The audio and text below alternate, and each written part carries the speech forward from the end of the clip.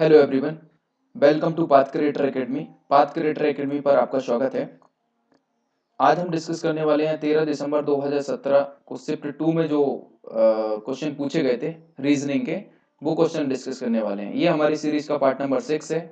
इससे पहले 5 part already discuss किए जा चुके हैं। यूपीएसआई का एग्जाम टोटल 27 शिफ्ट में हुआ था, जिसके हम ब्रेक कर करके 27 दूना 54 पार्ट बनाए हैं हमने। तो इस तरीके से ये पार्ट नंबर 6 है। 54 पार्ट आएंगे एक एक करके, ठीक है। इसमें हमने 20 क्वेश्चन डिस्कस किए। जो इसका भाग बी आएगा उसके अंदर भी हम 20 क्वेश्चन डिस्कस करेंगे, ठीक है। ये रीजनिंग है इसमें कंप्लीट। और ये वीडियो जो है यूपीएसआई 2021 के स्टूडेंट के लिए तो इम्पोर्टेंट है ही, साथ में एमपीएसआई की जो तैयारी कर रहे हैं उनके लिए भी इम्पोर्टेंट है, क्योंकि एसआई में जो रीजनिंग आती है लगभग 25 से 30 मार्क्स की आती है। वो बहुत इजीली इन क्वेश्चनों से कवर हो जाएगी। ये इन क्वेश्चनों का लेवल थोड़ा उनसे हाई रहता है, ठीक है। और एनटीपीसी में जो रीजनिंग आती है और जो बैंक के स्टूडेंट हैं वो भी देख सकते हैं इस वीडियो को, क्योंकि उसमें जो रीजनिंग आती है और इसमें जो रीजनिंग आती है एकदम लेवल है ना, तगड़ा है ना। और एसएससी जीडी के स्टूडेंट अगर रीजनिंग का देखेंगे तो वो ऑलरेडी कवर हो जाएगा, क्योंकि इसमें लेवल थोड़ा ठीक है।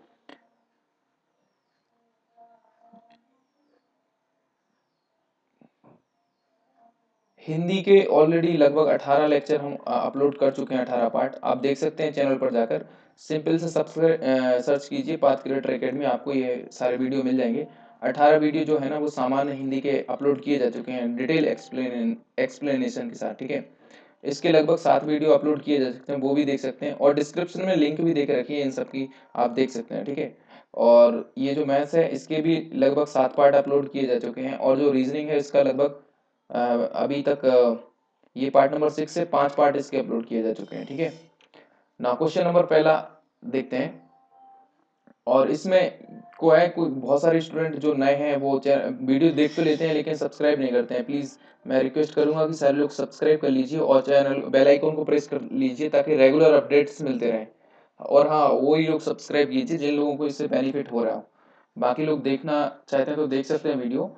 और जिनको बहुत ज़्यादा फायदा है और जिनको लग रहा है कि यूपी यूपी और एमपी के जो एग्ज़ाम कवर होते हैं उनके अंदर जो क्वेश्चन पूछे जाते हैं वो इससे आप कवर कर सकते हैं, ठीक है ना। क्वेश्चन नंबर 81 देखिए, पंक्ति में कितने विद्यार्थी हैं। इसमें पूछा गया है, इसमें 2 कथन दिए रहते हैं, उसके बाद क्या जो रहता है कथन के बाद कथन 1 और सेकंड शामिल है। आपको तय करना है कि क्या कथनों में दी गई जानकारी उत्तर देने के लिए पर्याप्त है। दोनों कथनों को पढ़ें और उत्तर दें। पंक्ति में कितने विद्यार्थी हैं ये पूछा है। तो अरविंद बाएं छोर से 7वां है, बाएं छोर मतलब इस साइड से 7वें नंबर पे। और प्रभु दाएं छोर से 5वें नंबर पे। प्रभु जो है ना 5वें नंबर पे यहाँ, मतलब 4 स्टूडेंट यहाँ पे होंगे और 5वें नंबर पे अरविंद है, ठीक है। 6 स्टूडेंट यहाँ पे होंगे और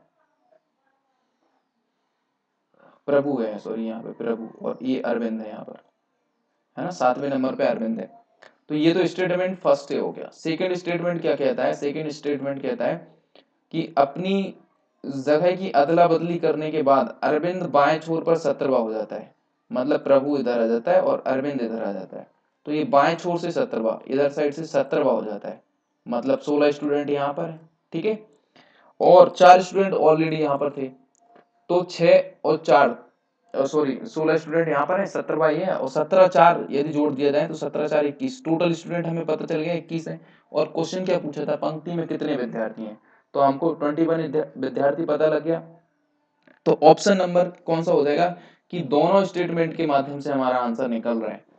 तो 1 और सेकंड कथनों में दी गई जानकारी कुल मिलाकर उत्तर देने के लिए पर्याप्त है। ऑप्शन नंबर सी एकदम करेक्ट आंसर हो जाएगा, ठीक है ना। क्वेश्चन नंबर 82 देखिए, एक स्त्री एक बिंदु से चलती है और 15 मीटर दक्षिण की ओर जाती है। मैंने मान लिया एक बिंदु ये है, यहाँ से कोई स्त्री चलना शुरू करती है, 15 मीटर दक्षिण की ओर जाती है, ठीक है। ये 15 मीटर हो गया दक्षिण की ओर जाती है। बाएं मुड़ती है, बाएं मतलब उसका बाएं क्या होगा, उसका बाएं इस साइड हो जाएगा। और बाएं मुड़ती है 12 मीटर चलती है, ये 12 मीटर चल दी, 12 मीटर चलती है। फिर वह दाएं मुड़ती है तो दाएं किस साइड हो जाएगा ये, और 5 मीटर चलती है, ये 5 मीटर हो गया।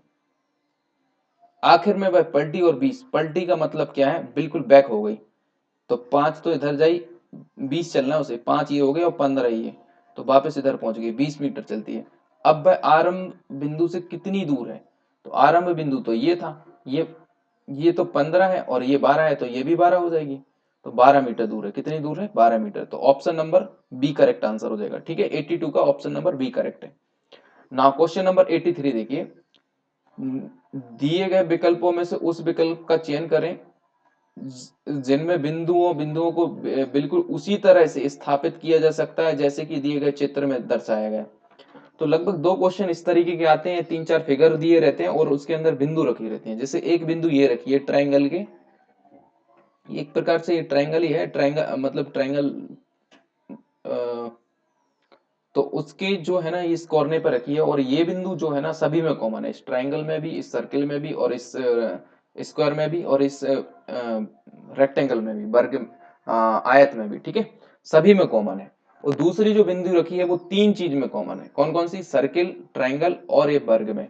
और जो तीसरी बिंदु रखी है वो दो चीज में कॉमन है, एक वर्ग में और एक आयत में। ठीक है, तो इस तरीके से हमें फिगर ढूंढना है जिस तरीके से तीनों बिंदु सेट हो सके।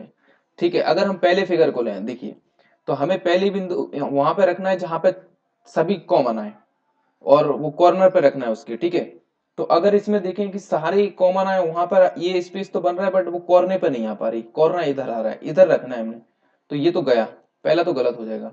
अब हम पहले के बाद देखते हैं सी वाले को, बी वाले को देख लेते हैं। चलो पहले, अगर इसके कॉर्नर पर रखना है और वो सभी में कॉमन आ रहा है, कॉर्नर तो पहले ही से ऊपर देके रखे, सभी में कॉमन ही नहीं आ रहा, इसमें भी कॉर्नर कॉमन कहाँ आ रहे हैं? ठीक है, इधर आ रहा है कॉमन और यहां पर आ रहे हैं, देखिए, तो उसका कॉर्नर ये हो गया। तो पहली बिंदु जो रखना थी हमें सभी में कॉमन, एक बिंदु हमें यहाँ पे रख देंगे। जो दूसरी बिंदु बिंदु थी वो अकेला रेक्टेंगल को हटा के बाकी तीनों में कॉमन आना चाहिए, रेक्टेंगल को हटा के बाकी तीनों में कॉमन, देखिए ट्रायंगल में, सर्किल में और स्क्वायर में, दूसरी यहाँ पर रख सकते हैं। और जो तीसरी बिंदु है वो स्क्वायर और रेक्टेंगल में कॉमन आ सकती है, उसे रख सकते हैं, तो यहाँ पर रख देंगे। तो ऑप्शन नंबर सी एकदम करेक्ट आंसर हो जाएगा। ठीक है, now next question, question number 84 क्या कहता है, देखिए, निम्न प्रश्न में एक कथन और उसके बाद दो पूर्व अनुमान है। कथन देके रखा है और उसके बाद दो पूर्व अनुमान है, 1 और 2 शामिल हैं। आपको कथन में सब कुछ सत्य मानकर चलना है। ठीक है, सत्य मानना कथन में सब कुछ। कथन में अगर देके रखा है कि सूर्य दक्षिण से उदय हो रहा है तो हमको मानना है कि दक्षिण से उदय हो रहा है, भले ही वो नेचुरल में ऐसा नहीं होता, बस कथन के अनुसार हमको चलना है। ठीक है, फिर दोनों पूर्व अनुमानों पर विचार कर तय करना है कि कथन में दी गई जानकारी में से संदेह से परे कौन सा पूर्व अनुमान कथनों पर तार्किक रूप से अनुसरण है। संदेह से परे होना चाहिए, डेफिनेट होना चाहिए, मतलब वो, जैसे कथन, यदि आप टंकण में निपुण है, टंकण मतलब टाइपिंग में आप निपुण है, तो हम आपको लिपिकीय श्रेणी में भर्ती कर लेंगे। एक कंपनी ने एक विज्ञापन दिया, तो पूर्व अनुमान क्या हो सकता है? लिपिकीय हेतु एक रिक्त पद है, भाई रिक्त पद है इसलिए तो आप विज्ञापन दे रहे हैं, तो ऑप्शन नंबर ए, मतलब ये तो बिल्कुल अंतर्निहित है। कंपनी केवल टंकण जानने वालों को ही भर्ती करती है, हमें क्या पता टंकन जानने वालों को करती है, टंकन जानने वालों को तो करती है और किसी को भी करती होगी तो हमको क्या पता। ठीक है, तो ये दूसरा तो बिल्कुल नहीं। तो ऑप्शन नंबर मतलब कथन नंबर पहला तो एकदम अंतर्निहित है, तो जहां पे कथन नंबर पहला अंतर्निहित है वो हमारा सही हो जाएगा। ऑप्शन नंबर डी एकदम करेक्ट आंसर है। ठीक है, ना क्वेश्चन नंबर 85 देखिए, एक कूट भाषा में पिंक को ब्लू और ब्लू को येलो और येलो को रेड और रेड को वाइट, रेड को रेड और वाइट को, रेड के मायने वाइट और वाइट के मायने ब्लैक, तो मूल का रंग ब्लैक होता है और ब्लैक वाइट, वाइट मायने है ब्लैक के, तो ब्लैक को वाइट मतलब वाइट, वाइट कलर का हो जाएगा हमारा मूल। ऑप्शन नंबर सी करेक्ट है। ठीक है, ठीक है, नाउ क्वेश्चन नंबर 86 देखिए, निम्न विकल्पों में से दूसरे युग के सापेक्ष अक्षर चुने जो पहले युग्म के संबंध संबंध समान ही संबंध का अनुसरण कर प्रश्न चिन्ह के स्थान पर आएगा। देखिए एच लिखा है, ठीक है, तो एच से किस तरीके से ई बना, ई से एच कैसे बना, ई एफ जी एच मतलब +3 हुआ, ओ से O P Q R S T L M N O, तो एल से +3 इधर इधर साइड आया। ठीक है, पहले +3 इधर से इधर गया और फिर इधर से इधर आया, तो मतलब आप W से +3 करें तो सेकंड पे पहुंच सकते हैं, WX/Z मतलब Z आएगा और Z दो ही जगह आ रहा है, एक इधर आ रहा है और एक इधर आ रहा है, बाकी दो में तो आ ही नहीं रहा। ठीक है, तो पहले पे तो P ऑलरेडी देखा रखा है, तो PZ आराम से बन जाएगा। फिर देखिए आगे, P से LMNOP, M से +3 करेंगे तो P बन गया हमारा, और T से TUVW +3 करेंगे तो W बन जाएगा। तो इसी तरीके से E से हमें +3 करना है, EFGH, तो यहां पर H आ जाएगा। PZH,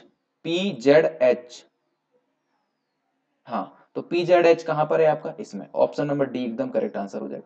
बीच को करने की जरूरत नहीं है तीसरे वर्ड को, क्योंकि जब 3 मैच कर गए PZH और कहीं पे भी नहीं दिख रहा है आपको तीसरे नंबर, सभी इसी जगह पे, पहली दूसरी और चौथी पोजीशन पे, तो फिर आपका ऑप्शन नंबर डी करेक्ट हो जाएगा। ठीक है ना। क्वेश्चन नंबर 87 देखिए, जडेजा उत्तर दिशा की ओर 3 किलोमीटर चलकर बाईं ओर मुड़ता है। उत्तर दिशा की ओर चलता है, तो उत्तर डायरेक्शन ये हो गया, नॉर्थ डायरेक्शन, ये हम पूरा डायरेक्शन बनाते हैं, नॉर्थ साउथ ईस्ट और वेस्ट। ठीक है, ये डायरेक्शन बन गया।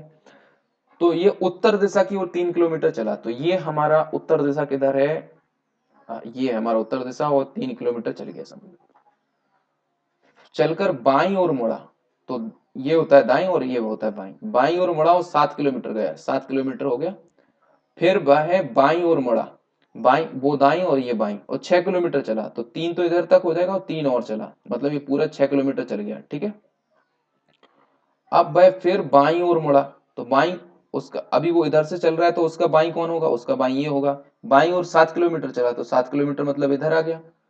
चलता है, जडेजा का मुंह किस दिशा में है, तो डायरेक्शन कौन सी है, ईस्ट डायरेक्शन है कि नहीं, तो ऑप्शन नंबर डी एकदम करेक्ट आंसर हो जाएगा। ठीक है, नाउ क्वेश्चन नंबर 88 देखिए, एक व्यक्ति की ओर संकेत करते हुए किशोर मिश्र बोले, ये मान लेता हूं किशोर मिश्र है, ये मान लेता हूं वो व्यक्ति है। क्या बोले, इनके पिता की एकमात्र पुत्री, इनके पिता इधर बना देते हैं अपन फादर, इनकी एकमात्र पुत्री, पुत्री इधर बना देते हैं, ये उनकी पुत्री हो गई, पुत्री, TRI पुत्री। ठीक है, पुत्री, एकमात्र पुत्री के पति, पुत्री के पति, पुत्री के पति मतलब डबल एरो, डबल से दिखा देते हैं, ये इनके पति हैं पुत्री के। मेरे ससुर हैं, मेरे ससुर हैं, तो मतलब किशोर कुमार के, तो किशोर कुमार की जरूर ये पुत्री से, अच्छा, मेरे ससुर हैं, ओके, तो इस पुत्री की जो बेटी होगी, पुत्री की जो बेटी होगी उससे किशोर कुमार की शादी हुई होगी, किशोर कुमार मिश्र की। ठीक है, तो बेटी से यदि शादी कर लेंगे ये, तो ये इनकी सास कहलाएंगी और ये इनके ससुर कहलाएंगे। ठीक है, ओके। तो किशोर, किशोर मिश्र की पत्नी का, किशोर मिश्र की पत्नी ये जो है, पत्नी का उस व्यक्ति से क्या संबंध है, उस व्यक्ति से मतलब ये जो व्यक्ति है इससे क्या संबंध होगा, डबल एरो नहीं, इस व्यक्ति से क्या, देखिए ये तो जो पुत्री है और ये जो व्यक्ति है, ये तो भाई हुए ना आपस में, भाई बहन। तो पत्नी का उस व्यक्ति से क्या संबंध है, तो पत्नी तो उनकी पत्नी भांजी हुई ना, मतलब आ, बहन की बेटी हुई ना वो, तो भांजी हुई। तो अगर वो व्यक्ति की बात करें, देखिए किशोर मिश्र की पत्नी का, तो पत्नी जो है उस व्यक्ति से, उस व्यक्ति से भांज, उस व्यक्ति से क्या रिश्ता है, भांजी का। और इस व्यक्ति के लिए ये कौन है,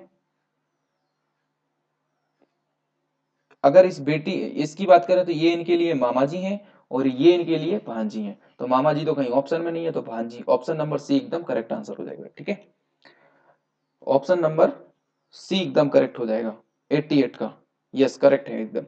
ठीक है, ना क्वेश्चन दिए गए विकल्पों में से असंगत समूह को पहचानना है। असंगत समूह को कैसे, जब भी ऐसा आता है तो हम क्या कर लेते हैं, जैसे बी है तो बी को सेकंड नंबर पे आता है, डी कितने पे आता है 4, और एच कितने पे आता है 8, 2 4 8 बन रहा है।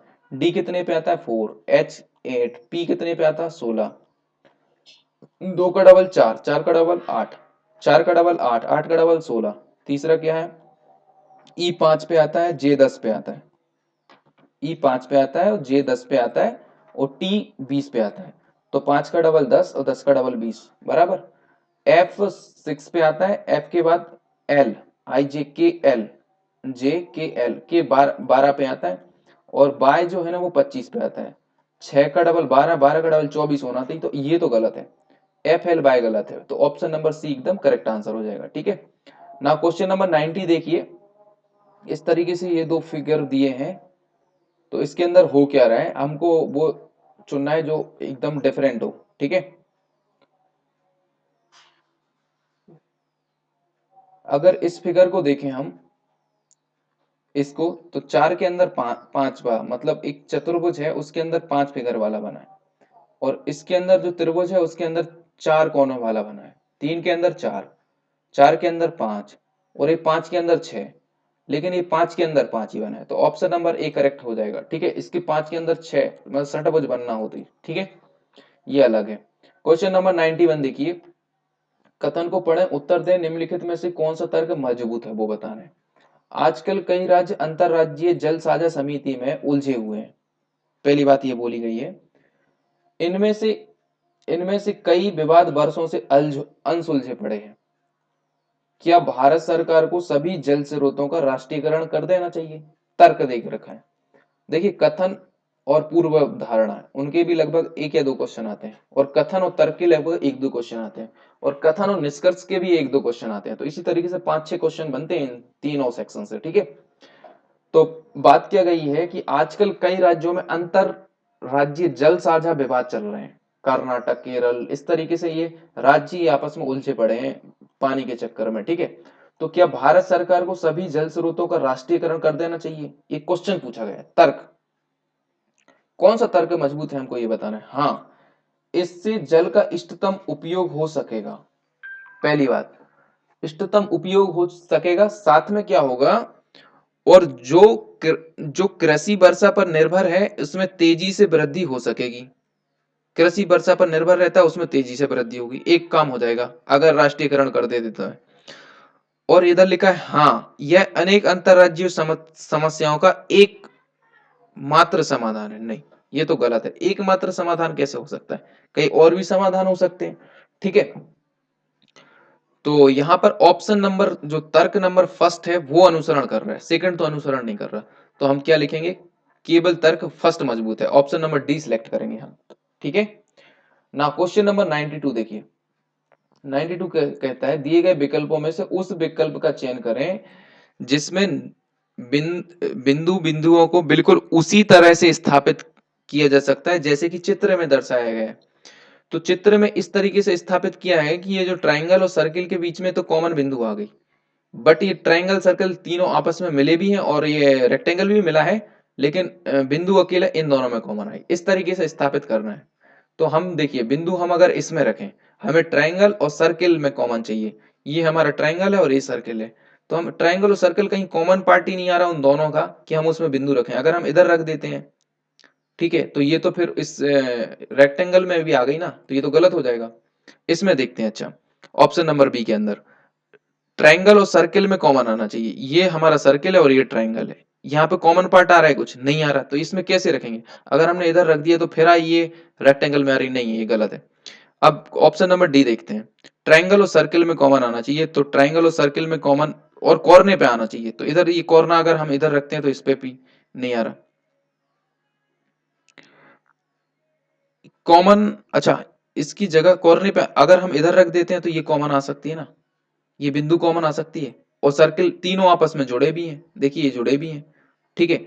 और इसमें क्या हो रहा था कि अगर हम सर्किल और ट्रायंगल में कॉमन आना चाहिए, तो कोई कॉमन पार्ट ही नहीं आ रहा था सर्किल और ट्रायंगल के अंदर, ठीक है, तो कैसे रखते, तो ये भी गलत हो जाएगा, ऑप्शन नंबर डी एकदम करेक्ट आंसर हो जाएगा, ठीक है।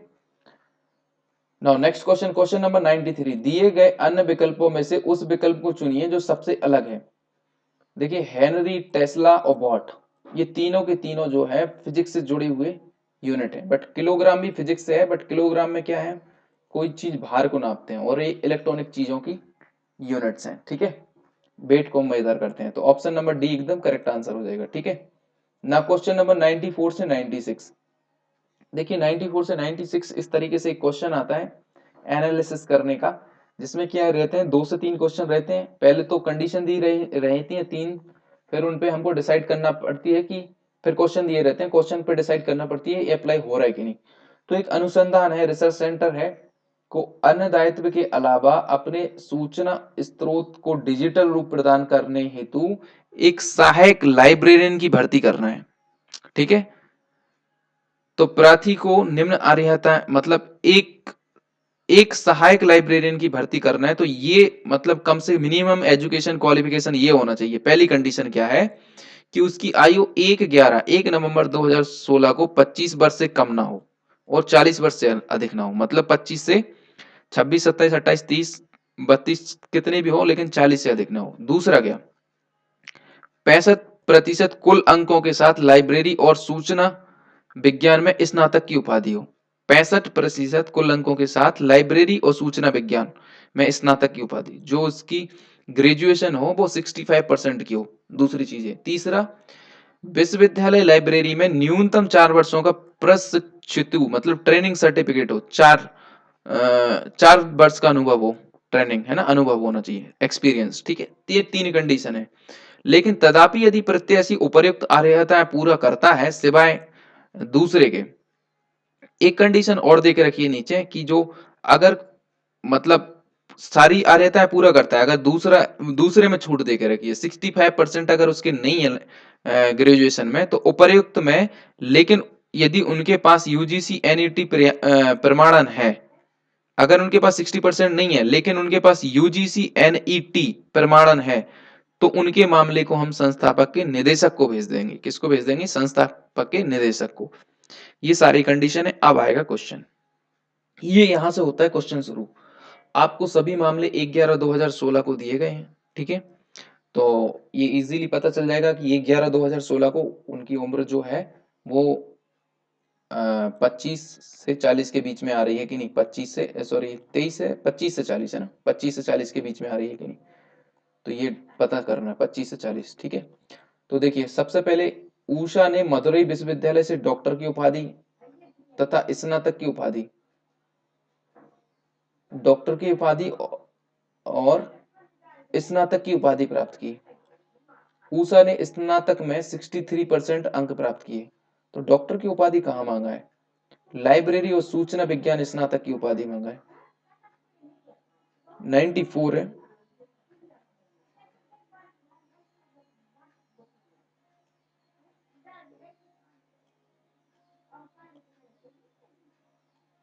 सिक्सटी थ्री परसेंट प्राप्त किया है ना। उषा ने सन 2000 में यूजीसी एनईटी योग्यता प्राप्त की है। ठीक है, डॉक्टर की इन्होंने उपाधि की है, कोई दिक्कत नहीं। एनईटी, अच्छा एनईटी योग्यता प्राप्त, उषा ने सन 2000 में यूजीसी एनईटी योग्यता प्राप्त की है जब वह 23 वर्ष की थी, जब वह 23 वर्ष की थी। ठीक है, और उषा को विश्वविद्यालय लाइब्रेरी में 6 वर्ष का अच्छा प्रशिक्षु भी अनुभव भी है। ठीक है, तो लेकिन जो दूसरे में डॉक्टर की उपाधि धारण की है इन्होंने, लेकिन हमको क्या चाहिए थी, अपन कंडीशन में चाहिए थी लाइब्रेरी सूचना की, लेकिन उसमें इन्होंने क्या बोला है, उपर्युक्त में से, लेकिन यदि उनके पास यूजीसी एनईटी प्रमाणन है उसके, तो फिर इनके पास प्रमाणन है तो अगर इन्हें डॉक्टरी भी की है ना तो चल जाएगा। 63 अंक, स्नातक में 63 अंक प्राप्त किए हैं, चल जाएगा। 63 से कम किए हो ना तो इसके मामले को, लेकिन इनने यूसर विश्वविद्यालय लाइब्रेरी में जो एनईटी यूजीसी में 2000 में यूजीसी एनईटी योग्यता प्राप्त की है ना, एक छूट दे के रखी थी, तो ऊषा को विश्वविद्यालय लाइब्रेरी में 6 वर्ष का प्रशिक्षु का अनुभव भी है, तो ये तीनों कंडीशन सेटिस्फाई है। तो इनके जो मामले को किसके पास भेज देंगे? संस्था के निदेशक के पास भेज देंगे। ठीक है, तो ऑप्शन नंबर बी एकदम करेक्ट आंसर हो जाएगा। ठीक है, 94 का एकदम बी करेक्ट है। नाउ क्वेश्चन नंबर 95 देखिए, आपको सभी मामले हाँ 1 नवंबर 2016 को दिए गए। विद्या ने पंजाब विश्वविद्यालय से लाइब्रेरी और सूचना विज्ञान में स्नातक की उपाधि की है, बढ़िया बात है, जहां पर वह 5 वर्ष से प्रशिक्षु रही है। 5 साल उसने वहां पर प्रशिक्षु मतलब ट्रेनर भी है, ट्रेनिंग भी की है। उसने 2016 में 23 वर्ष की आयु में यूजीसी एनईटी योग्यता प्राप्त की है और स्नातक परीक्षा 72% अंक से प्राप्त की है। ठीक है, स्नातक 72% से प्राप्त की है, और 2016 में 23 वर्ष की आयु में यूजीसी यू दो 2016 में 23 वर्ष की आयु में यूजीसी एनआईटी योग्यता प्राप्त की और स्नातक में 72%। तो बताओ 23 वर्ष की आयु कहाँ पे मांगी? हमने तो 25 से 40 की मांगी थी, इनने तो 23 वर्ष में ही कंप्लीट कर ली। है ना। तो ये तो ऑप्शन मतलब इनका तो चयन नहीं हो पाएगा। डाटा तो इन्होंने पूरे दे के रखे हैं बट इनका प्रत्याशी का चयन नहीं होगा क्योंकि ये 23 साल के हैं। ऑप्शन नंबर 1 करेक्ट है। ठीक है, नाउ नेक्स्ट क्वेश्चन देखिए। आपको सभी हाँ ये तो ठीक है। मेघा ने 69 अंकों के साथ लाइब्रेरी और सूचना विज्ञान में स्नातक की उपाधि धारण की है। वह रांची विश्वविद्यालय में प्रशिक्षक के रूप में काम कर रही है। उसने हाल ही में अपना जन्मदिन मनाया। तो भैया इनके बारे में तो कुछ भी नहीं दे के रखा। निर्णय लेने के लिए दिया गया डेटा अपर्याप्त है। ऑप्शन नंबर ए हो जाएगा। ना तो ये दे के रखा है कि मनाया, अच्छी बात है जन्मदिन, बट ये तो कहीं पे लिखे ही नहीं है कौन सी डेट में मनाया। तभी तो डिसाइड करेंगे या 25 साल के 25 और 40 के बीच में हो कि नहीं। तो निर्णय लेने के लिए दिया गया डेटा अपर्याप्त है ये बोलेंगे। ठीक है, तो ऑप्शन नंबर ए एकदम करेक्ट आंसर हो जाएगा। ठीक है, नाउ क्वेश्चन नंबर 97 देखिए। एक व्यक्ति पूर्व में 20 मीटर चला और 90 डिग्री दक्षिणावर्त मुड़ गया। पूर्व में, ये पूरा हमने डायरेक्शन बना लिया। पूर्व ये हो गया समझ लो, ये पूर्व है हमारा ईस्ट, इधर बना लेते हैं। ठीक है, तो पूर्व दिशा में कितने किलोमीटर चला, 20 मीटर, तो ये चला 20 मीटर चल गया। और 90 डिग्री दक्षिणावर्त मुड़ गया। 90 डिग्री मुड़ना है दक्षिणावर्त, तो दक्षिण ये है, तो 90 डिग्री, ये लो 90 डिग्री, मतलब यहाँ से 90 डिग्री बनना चाहिए, दक्षिणावर्त मुड़ गया। और 20 मीटर चला, ये 20 मीटर चल गया समझ लो यहाँ तक। ठीक है, 20 मीटर हो गया, 20 मीटर चल गया, इधर तक हो गया काम। वह फिर वहां से बाईं ओर मुड़ा। उसका बाईं ओर कौन सा होगा, जो हमारा अभी दाईं होगा उसका बाईं होगा। और 10 मीटर चला, तो ये 10 मीटर चल गया। ठीक है, और मुड़ा और 10 मीटर चला, 10 मीटर चला। फिर वह 90 डिग्री वामावर्त घूमा। वामावर्त क्या होगा, ऊपर की ओर, मतलब नॉर्थ साइड वामावर्त होता है। तो वामावर्त 90 डिग्री वामावर्त मुड़ा और 20 मीटर चला, तो मतलब वापस इधर ही पहुंच जाएगा। ये 90 डिग्री वामावर्त, वामावर्त मतलब नॉर्थ की डायरेक्शन तरफ। ये तो सीधी लाइन होगी। 20 मीटर फिर चला, ये भी 20 था, ये भी 20 था, तो ये 10 है, तो ये भी 10 होगा। इधर पहुंच गया, मतलब इधर पहुंच गया होगा, है ना। 20 मीटर चला। प्रारंभिक बिंदु से वह कितनी दूर और किस दिशा में है। प्रारंभिक बिंदु से, ये थी प्रारंभिक बिंदु, तो 20 और 10 30, और ईस्ट डायरेक्शन है, कौन सी, ईस्ट डायरेक्शन, 30 मीटर पूर्व दिशा में। ऑप्शन नंबर बी एकदम करेक्ट आंसर हो जाएगा। ठीक है, ना क्वेश्चन नंबर 98 देखिए। एक कूट भाषा विशेष में सिंगल को लिखा है HRELVI के रूप में कूटबद्ध किया है, तो ईयरिंग को बताना है। ठीक है, तो देखिए SINGLE, इसको क्या कूटबद्ध कर दिया, HRELVI, इस तरीके से कूटबद्ध कर दिया। तो R के बाद तुरंत S हो गया, देखना, H के बाद तुरंत I हो गया। हो रहा है कि नहीं ऐसा,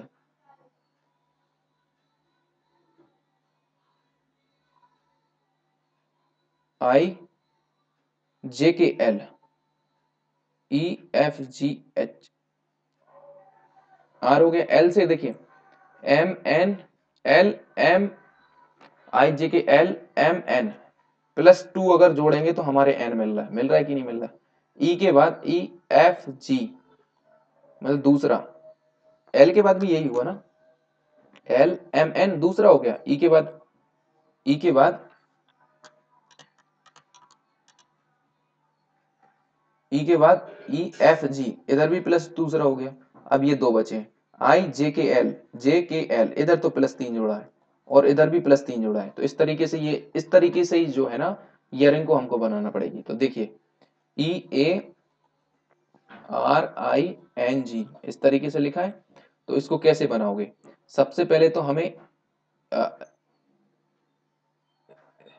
पहले नंबर पे हमें वो चाहिए ताकि ये ए बन सके, ए के पीछे वाला, आई के पीछे वाला, तो जेड बनना, जेड आ जाएगा, जेड के बाद ए तुरंत वाला, है ना। और इधर डी चाहिए, डी के बाद तुरंत एफ आ जाता, ई आ जाता है, A B C D E.